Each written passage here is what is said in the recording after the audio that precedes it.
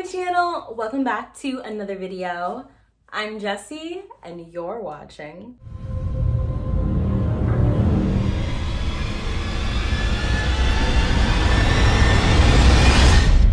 the saving grace of this entire year is gonna be October. I don't give one funk what the universe has planned. This is gonna be a good month. 2020 is not gonna take October from me, okay? 2020 is not gonna ruin Halloween month. I don't care what you got planned 2020. It's not gonna work because I'm gonna have a good month with or without you. I am very excited, along with literally everybody else, that October is finally here. The spooky season, it is time for my thriller, my horror reads. It is time for atmospheric reads. It is time for Tim Burton films and pumpkin everything. Pumpkin everything. I'm just really excited, and also I just feel like so many things that I've been working on throughout the year are coming to fruition.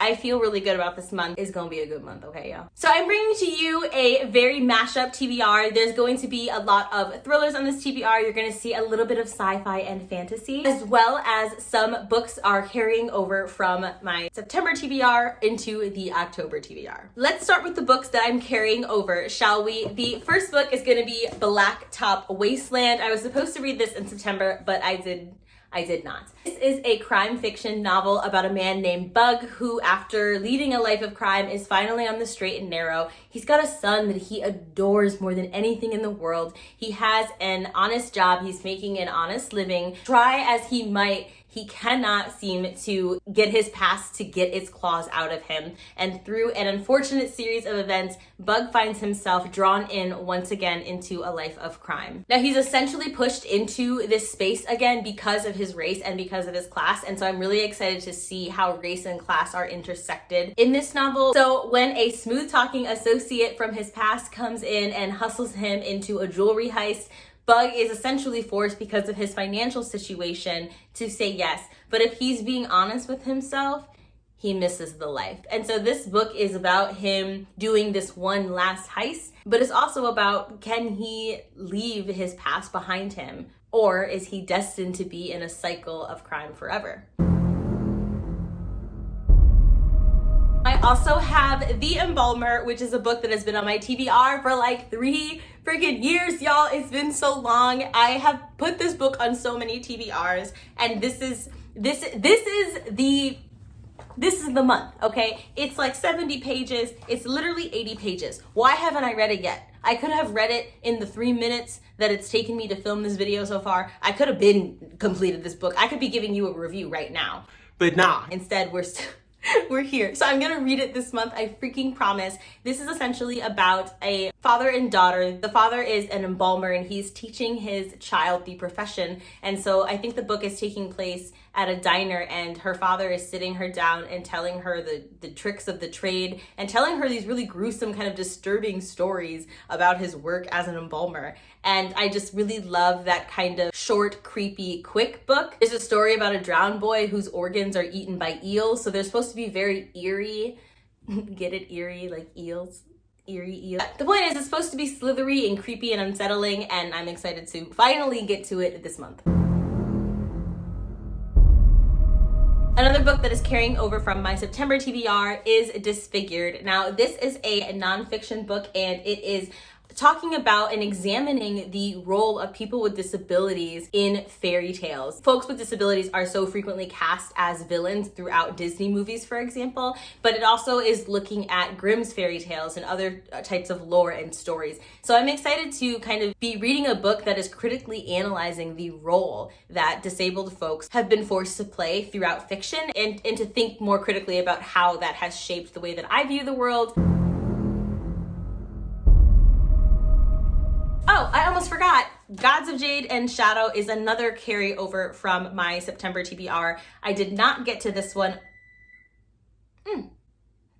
My fries are ready. I did not get to this book. Obviously, because it's on this TBR. But essentially, this is about a girl who unknowingly... Hi, puppy. This is about a girl who unknowingly sets free the Mayan god of death, and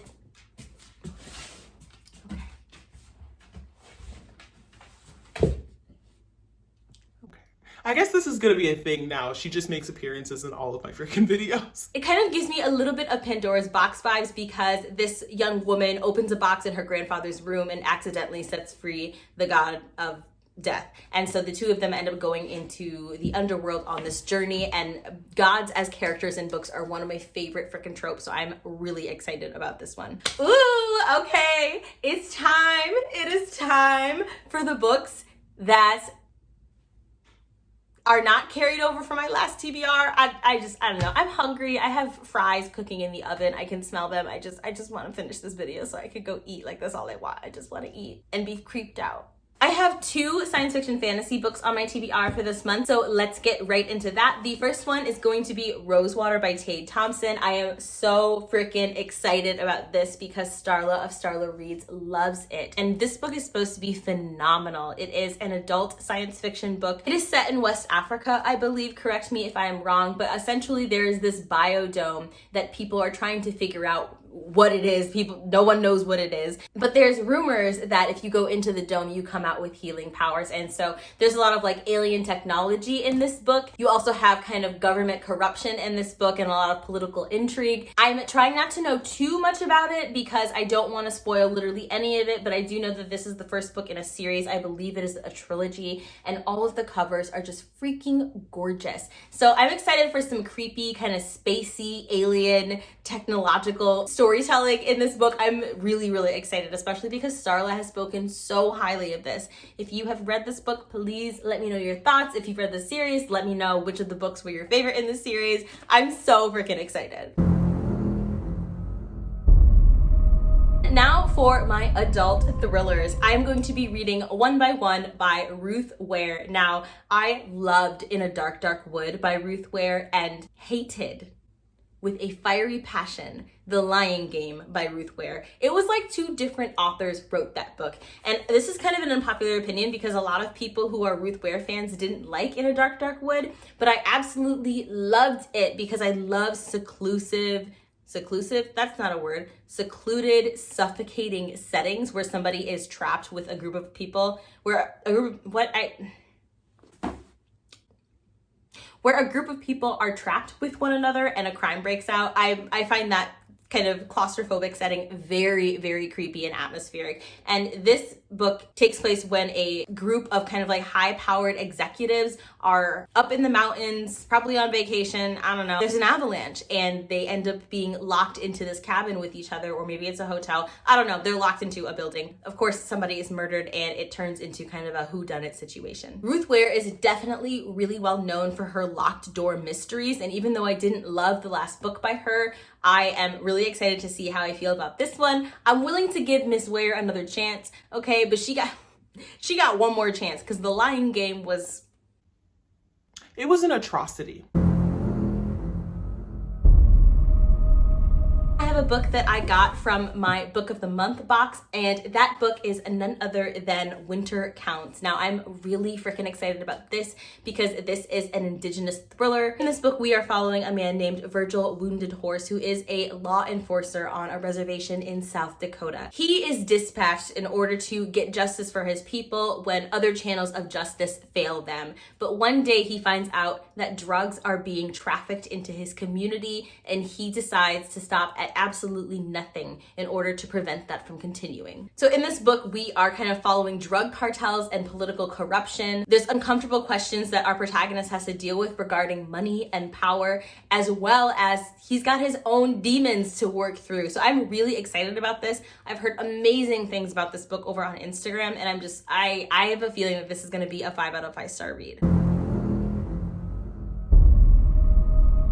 Then we have Even If We Break. This is a book that I'm really excited about just because I love the cover, and this is a YA thriller. Now, I'm excited about this because it features one of my favorite tropes, which is a group of friends coming together to play a game.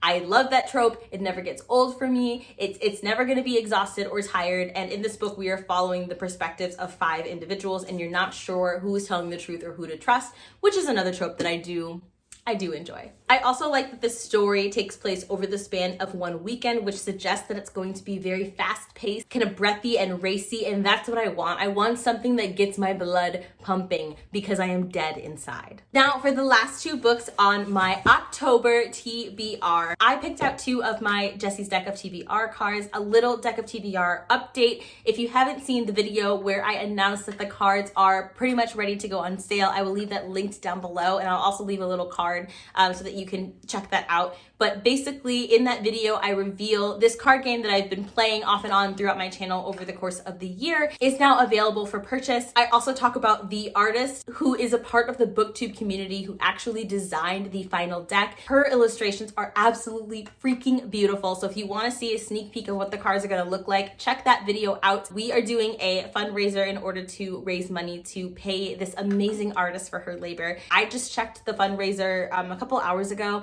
and it was only like $200 short of our goal. So I'm super excited. And once the fundraiser meets its goal, then the cards can go on sale. And I'm really freaking excited about that. Now the proceeds for the fundraiser, none of them go to me. They all go to the artist. And I'm just really freaking excited about that. So if you want to see a sneak peek about the cards and you want to find out who designed them, all that good stuff, that is going to be in the video. One important thing that I will say in this video is that the cards are scheduled to go on sale on Halloween, which I'm really freaking excited about. So definitely stay tuned if you're interested in getting your hands on a deck of TBR cards. I picked out two cards from my Jesse's deck of TBR in order to include in this video, and the first card is one that we have seen before on this channel, and that is the Get Out card. This card says to read a book about something that terrifies you. Now, this card did make it into my final deck of TBR, so if you end up purchasing a deck of TBR for yourself, you will see this card. However, the artwork that the artist came up with for this is so much cooler than the artwork you see on this card.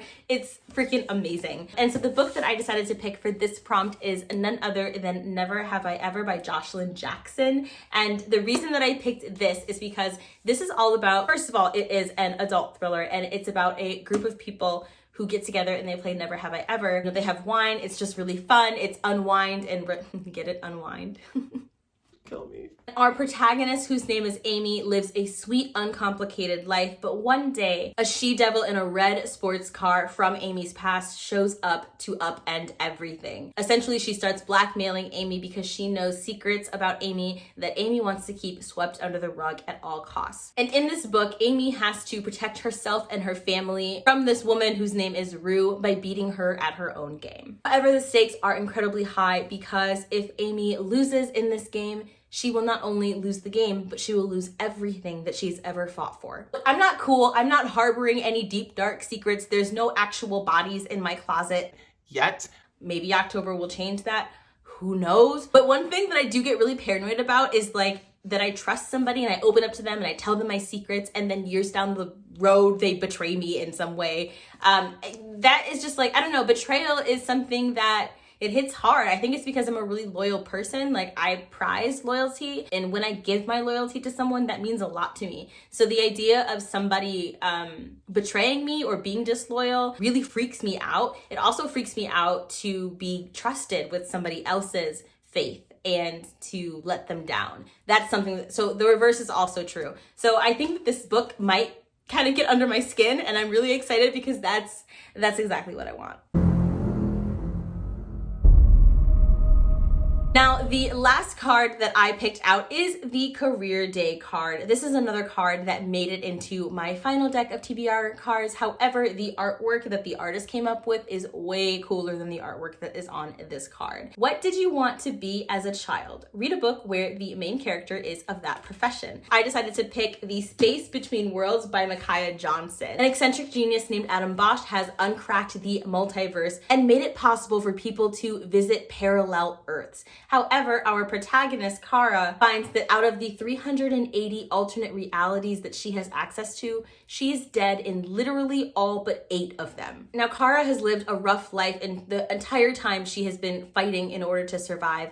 And part of the action that sets this book off is that she takes a job, her dream job, traveling the galaxy. And that was my dream as a kid. All I wanted to do was travel. One of the things that I really wanted to be as a kid was an international lawyer, so that way I could travel. So I would be able to work and see the world at the same time. I ended up realizing that I would make a terrible freaking lawyer, so that dream died. But even though our protagonist isn't a lawyer, I still thought that somebody who has wanderlust, somebody who wants to travel for a living, is definitely in line with what I wanted to do as a kid. So this is why I picked this book. I believe this is a young adult sci-fi novel, and I'm really excited about it. But when one of her mysterious doppelgangers dies, Kara ends up being plunged into a new world with a very old secret. I'm going to kind of stop reading there because I don't want to spoil anything about this book for me. I love the cover. I love the black and the purple. I love that we are getting representation for a Black girl in space.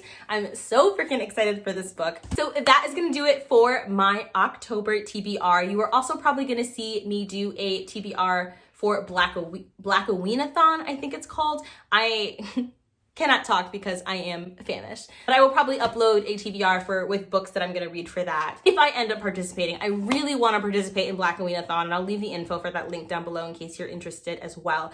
But I just don't know if I will have the time because I'm going to have so much on my hands with the TBR cards going into production this month, and getting the website up for the cards and handling the pre-orders and all of that. So we will see. That's going to do it for this video. If you made it this far in the video, comment down below with the word bats or leave a bat emoji. Are bat emojis a thing? I don't know, but I'm wearing bat earrings, so I figured that would be a great word of the day. If you liked this video, please give it a big thumbs up and subscribe to my channel. I would absolutely love it if you became a part of my bookish family. All of my social media links are going to be in the description box below. I can't wait to see you in my next video. Stay safe, and remember, if Hannibal the Cannibal can wear a face mask, then so can you.